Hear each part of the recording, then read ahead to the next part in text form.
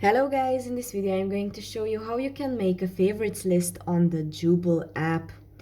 So if you're not ready to apply on a job, but you find something interesting, you just have to tap on it and read about the job description, for example.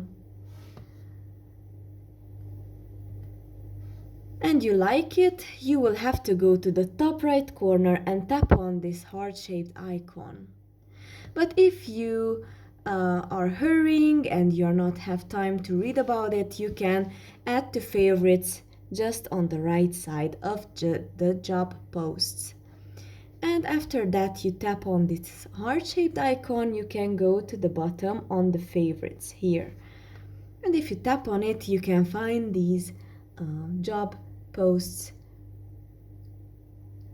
and you can apply on them or read about them later. That's pretty much for this video. I hope it was helpful for you. If it was, please consider subscribing and see you in the next one.